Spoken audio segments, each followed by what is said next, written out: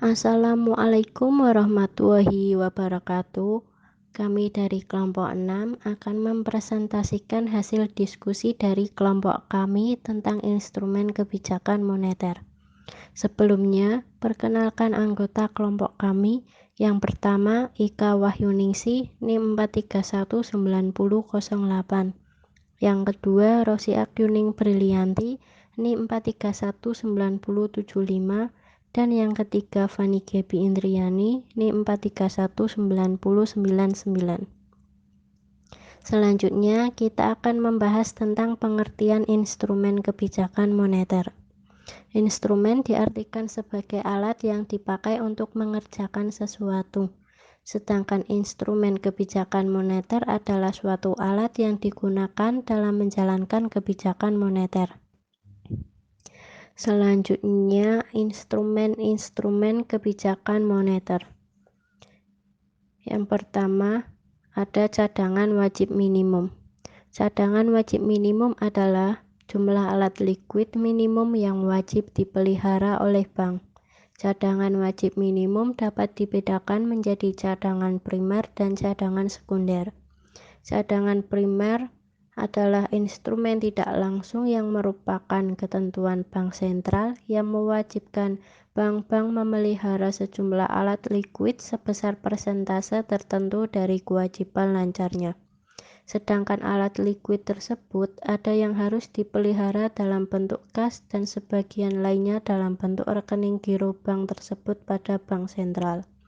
Di samping cadangan primer, ada kalanya bank sentral mewajibkan bank-bank untuk memelihara sejumlah alat likuid tambahan di atas cadangan primer.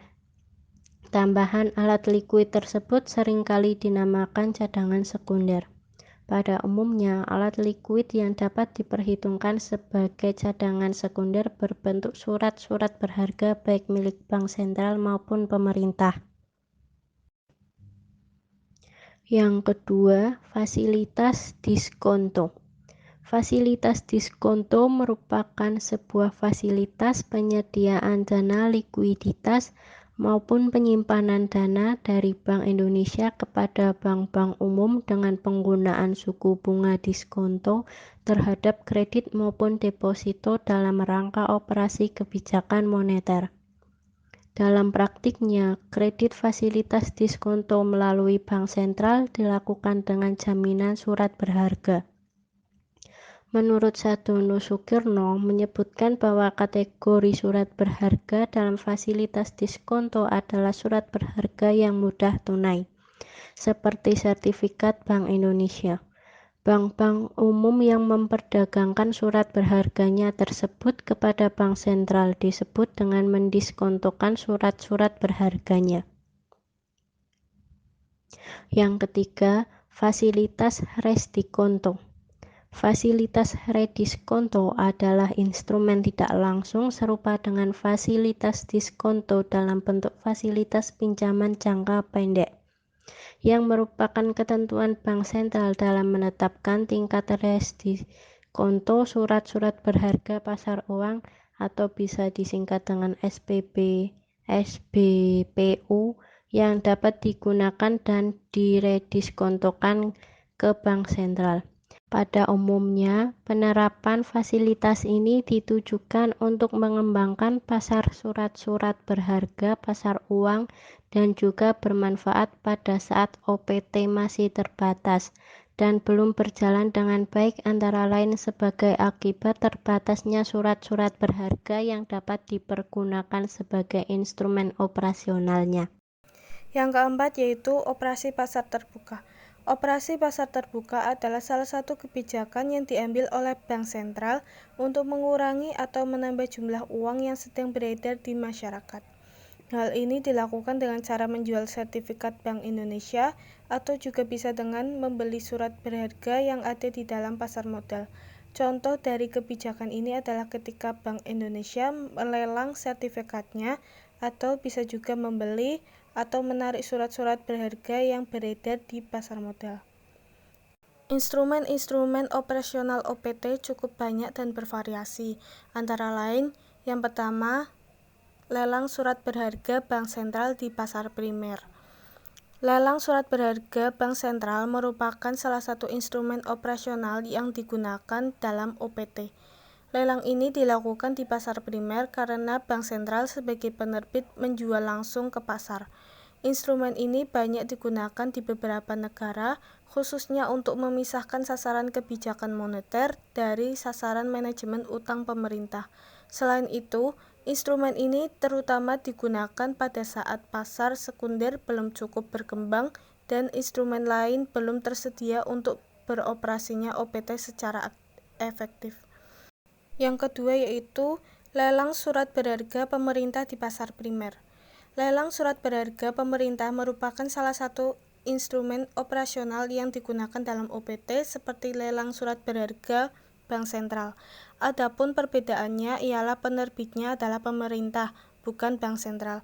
Lelang ini dilakukan di pasar primer karena pemerintah sebagai penerbit menjual langsung ke pasar. Instrumen ini juga banyak digunakan di beberapa negara, terutama digunakan pada saat pasar sekunder belum cukup berkembang untuk beroperasinya OPT secara efektif. Yang ketiga yaitu operasi pasar sekunder. Seperti telah disampaikan sebelumnya, pasar sekunder merupakan pasar uang yang lebih baik untuk OPT.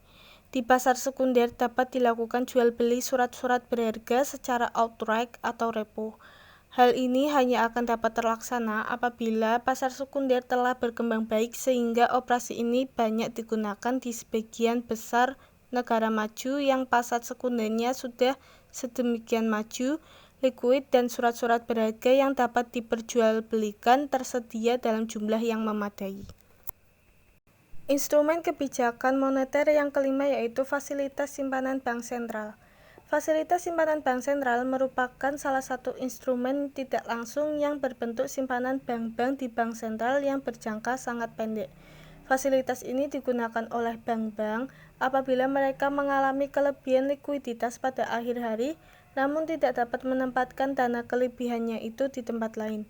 Oleh karena itu, suku bunga fasilitas simpanan ini pada umumnya berada di bawah suku bunga pasar. Fasilitas ini ada yang bersifat aktif dan pasif. Pasif berarti inisiatif berada pada peserta pasar dan berapapun jumlah yang akan mereka simpan, bank sentral harus menerimanya. Aktif berarti inisiatif berada pada bank sentral. Fasilitas yang bersifat pasif sama dengan fasilitas diskonto yang berbentuk simpanan, sedangkan fasilitas yang bersifat aktif dapat dipergunakan sebagai salah satu instrumen operasional OPT tanpa menggunakan surat berharga sebagai instrumen yang diperjualbelikan. Instrumen kebijakan moneter yang keenam yaitu operasi valuta asing. Operasi valuta asing merupakan salah satu instrumen tidak langsung yang dapat digunakan dalam OPT, yaitu bank sentral melakukan jual beli valuta asing di pasar valuta asing untuk mempengaruhi jumlah uang. Misalnya, apabila bank sentral membeli valuta asing dan membayarnya dengan valuta sendiri, berarti bank sentral telah menambah jumlah uang beredar. Selain itu, permintaan akan valuta asing naik yang dapat menyebabkan melemahnya nilai tukar valuta sendiri. Instrumen kebijakan moneter yang ketujuh yaitu fasilitas overdraft. Fasilitas overdraft adalah instrumen tidak langsung berupa fasilitas pemberian pinjaman dengan atau tanpa jaminan yang berjangka sangat pendek kepada bank-bank yang mengalami kesulitan likuiditas jangka sangat pendek atau kalah clearing. Oleh karena itu, fasilitas ini pada umumnya memiliki suku bunga di atas suku bunga sumber-sumber dana lainnya di pasar uang. Cara kerja instrumen ini dapat digambarkan sebagai berikut. Pada saat clearing akan ada bank yang menang dan yang kalah. Menang clearing berarti kewajibannya lebih kecil daripada tagihannya kepada bank-bank lain atau sebaliknya. Bank yang kalah clearing berarti harus menyediakan dana likuid sebesar kekalahan tersebut. Bank yang bersangkutan dapat menyediakannya dari dananya sendiri, meminjam ke bank lain, atau kalau tidak ada alternatif lain, meminjam ke bank sentral melalui fasilitas overdraft. Fasilitas ini merupakan fasilitas standar dan merupakan salah satu instrumen penting di banyak negara karena suku bunga overdraft dapat dijadikan sebagai suku bunga kunci dalam perubahan arah kebijakan moneter. Instrumen kebijakan moneter yang ke-8 yaitu simpanan sektor pemerintah. Simpanan sektor pemerintah merupakan instrumen tidak langsung yang dapat digunakan oleh bank sentral, terutama untuk pengendalian likuiditas jangka pendek. Cara kerja instrumen ini sebenarnya hanya berupa realokasi simpanan pemerintah yang berada di bank sentral dan di bank-bank pelaksana atau umum. Apabila bank sentral akan mengurangi jumlah uang beredar, maka dapat dilakukan dengan realokasi simpanan sektor pemerintah yang berada di bank-bank umum ke bank sentral. Demikian pula sebaliknya.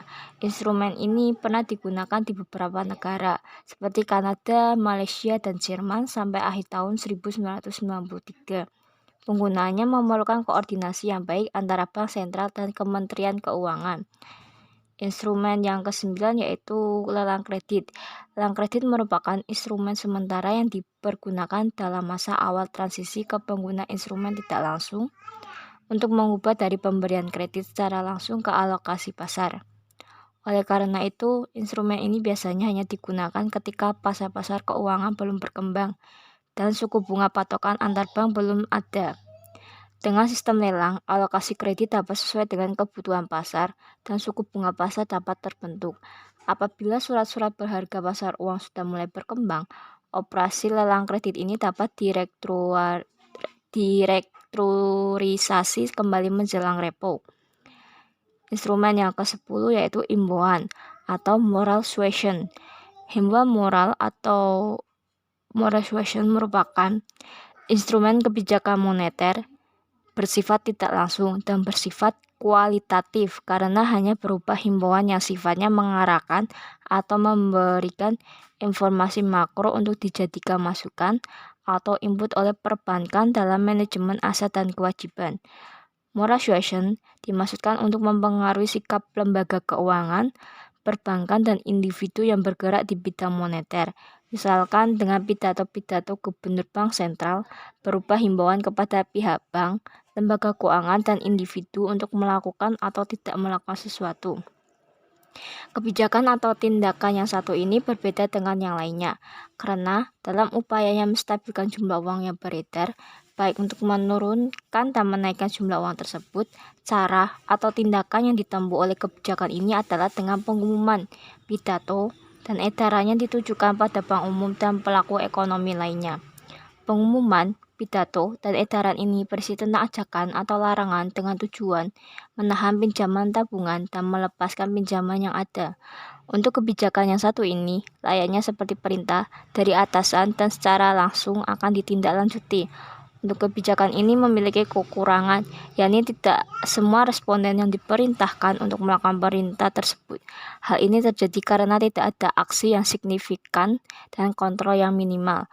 Contoh dari kebijakan instrumen moral yaitu moral suasion yaitu BI menghimbau perbankan agar berhati-hati dalam menyalurkan kredit untuk mengurangi jumlah uang beredar dan mengimbau agar bank meminjam uang ke bank sentral untuk meningkatkan jumlah uang beredar atau likuiditas dalam perekonomian. Sekian dan terima kasih kami dari kelompok 6, kurang lebihnya mohon maaf. Wassalamualaikum warahmatullahi wabarakatuh.